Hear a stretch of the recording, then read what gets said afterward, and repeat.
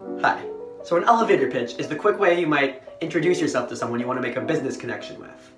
We make tiny versions of elevator pitches all the time, when we're meeting someone for the first time, or introducing ourselves at a party, or doing awkward icebreakers in class. You always want to make a good first impression, without talking too much about yourself and boring the other person. Your real elevator pitch is the exact same thing, but it should be a lot more planned out so you can lead the conversation where you want it to go. Obviously, elevator pitches won't always happen in an elevator, so it's best that you start planning it out now so that you're ready to jump right in whenever you have an opportunity to make a connection. Network around, snag yourself an interview, get a hirer's contact info, find a mentor, or even sometimes get a job on the spot if you're lucky. So how do you prepare the perfect pitch? Well, there are 3 parts to an elevator pitch. You want to say who you are, you want to make a connection to the other person to get on their good side, and then finish out with what you want from the other person. So let's break that down one at a time. Let's start with who you are. That might sound simple, but it'll take a little bit of work to get it just right. You'll start with your name. Easy enough. Now, you have to do a little bit more thinking. To start, make a list of what you do in your life that could be relevant to the job world. Are you a student? Do you have any job or internship experience, either currently or in your recent past? Are you a member of the exec board of any clubs or organizations? All of this stuff can be relevant. As you think about this, don't just think, what do I do? But also, who do I do it for? How do I do it? And why does it matter? Once you've made a list of anything that might be good to mention, you'll probably be able to figure out what 1 or 2 things are most important to bring up. If you have a lot of job experience and your list is too long, that's awesome, because you'll be able to pick and choose the most relevant couple of things to tailor it to each individual meeting. If you only have a couple things worth talking about, that's totally fine as well. And just make sure not to undersell yourself. If you're a student, talk about what college you go to and what major or field of interest you have. If you're part of a student organization or have had a tiny bit of job experience, think about how these job experiences might relate to the job or field that you want to be going into, or the type of connection that you want to be making with your pitch. If something you highlight needs a bit of extra explanation, definitely provide the explanation needed for it to make sense to the other person. So, hi, nice to meet you. I'm Adam Rothkopf. I work as a peer career leader for the Bastion Family Center for Career Success at Knox College. Basically, I help out the student body with a bunch of different career services like resumes, cover letters, and interviews. And I create tons of helpful content for their YouTube channel as well. I'm super passionate about giving back to the community and helping people navigate the tricky or confusing parts of the job market. See how I explained what my job meant? I asked myself, what do I do? Who do I do it for? How and why? And I kept it brief. No matter what you end up talking about in your pitch or choosing to highlight, you want to keep it brief. You don't want to overdo it and give the who I am part too much time in your actual pitch, because the other person can lose interest if you don't keep the conversation moving. Speaking of keeping things moving, it's time for the next part of our elevator pitch. The next part of your pitch is to create a connection with the person you're talking to. Here's where you really want to give them an opportunity to see why you would be a great fit for their company, or why it's worth it for them to be talking to you. You've already given them a bit of background on yourself, but now it's really time to show them why this conversation should matter to them. It's also a great opportunity to show off anything you might already know about their company or about the field that they happen to work in. Essentially, why are they cool, or why might you be cool for them? How do you do this? Well, this is the most important skill to practice as much as you can on as many people as you can, because it's the step that changes the most depending on who you're talking to.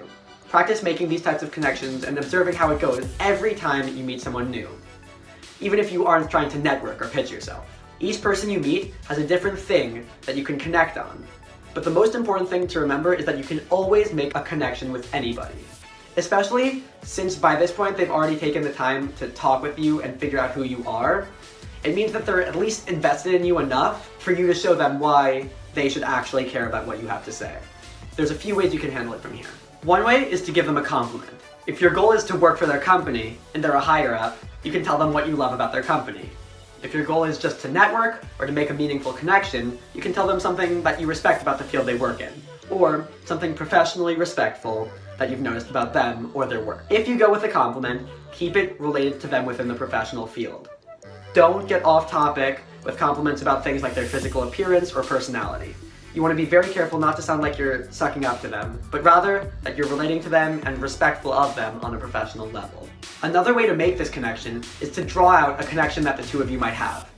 If you know you have something in common with the person, point out a shared experience that you have, or ask them about their experiences. For example, if you both work in the art and animation field, you can talk about your own experiences as an animator or artist and what you've observed in the professional world. Or maybe ask them a question about their own process or how they channel their creative energy. Find out what matters to them. If you've heard about them through a mutual friend or connection, you can also bring them up. Or if you have any ideas about the field you want to go into, such as new innovations, things you want to try, or career paths you want to explore, or something unique you feel you could bring to what they do, you can mention that as well. The key thing to remember about this step is that they're not just here to listen to you talk. It's not just about you, it's about the other person too, and the exchange between you. If you can really relate to them, or show that you care about what they have to say as well, it makes them a lot more receptive to what you have to say. You can be sort of loose with the timing of this one, and you don't have to rush it, but make sure you don't get so sidetracked with other conversation topics that you forget the final, most important step of the process. Alright, the final step is the call to action. By this point, you've already hopefully bridged the gap and made a connection with the other person. You've gotten along so far, and you're all set to finish up the conversation, but none of it will lead anywhere if you don't ask for what you want. Be very clear and specific. If you've done a good job so far, they'll want to help you out or hear from you again. You just need to let them know how they can do that in a way that best suits your own goals. To be specific with this, you'll need to know your own goals. This is a huge thing that you should do in advance, so you can be ready for any potential opportunity to make a business connection and an elevator pitch. Spend some time thinking about your own path, and start making a list of what you want. Set some life goals for yourself, and especially focus on your career paths and how to arrive at your career goals. Are you actively looking for a job right now? If so, what's an entry-level job that you could find that might lead to your ultimate career goals? What are the things you might need to do in order to get that job? If you're not actively looking for a job right now, do you still want to make business connections and expand your network? Do you want someone who can act as a mentor for you? Think about all sorts of aspects of the thing that you want to achieve, so that when you make your elevator pitch, you know what to ask for. Maybe you want them to put you in touch with a higher up or someone in their industry, or connect you with someone who could possibly set you up for an interview. Maybe you'd like to arrange a better time to talk with that person more. Maybe you're not 100% sure what you're looking for, but you would love more information on next steps. Or maybe if you're extra lucky, you can sometimes end up getting an interview or position right there on the spot. No matter what, you want to be clear and concise with what you want.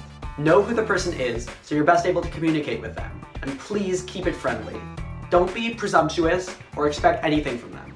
They are giving you their time, and they do not owe you anything. That being said, this is a fantastic opportunity to really set up for future interactions. So genuinely, really, truly go for it.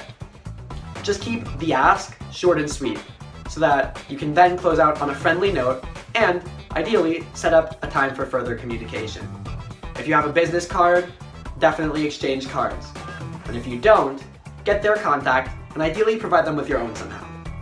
Then wave goodbye and express your excitement to talk with them again in the future. And boom, you're done. Okay, one of the biggest mistakes people make when coming up with an elevator pitch is that they treat it like it's called an elevator speech. When you give speeches, those are for a crowd of people that you don't necessarily need to make an individual connection with, but an elevator pitch is different because you're making a connection to an individual. That makes it essentially a form of conversation with the other person, which means it isn't just going to be you talking at them. Don't be afraid to ask a question, and listen to what they have to say as well. And be willing to divert from the script if new opportunities present themselves. Stay calm. Don't rush it. You're there for a reason, and you have value as a person and as a professional, no matter what your background or previous experience is. You want to convey this to them, not just with your words, but with the way you say them. Be direct and informative. And remember to breathe. Stay on track. Don't lose focus. Just because you're not rushing it doesn't mean you should go on for 10 minutes about your tragic backstory. You want to keep it short, especially the more scripted elements like step 1 about who you are and what you do. If the other person asks follow-up questions, then you can provide them with more details.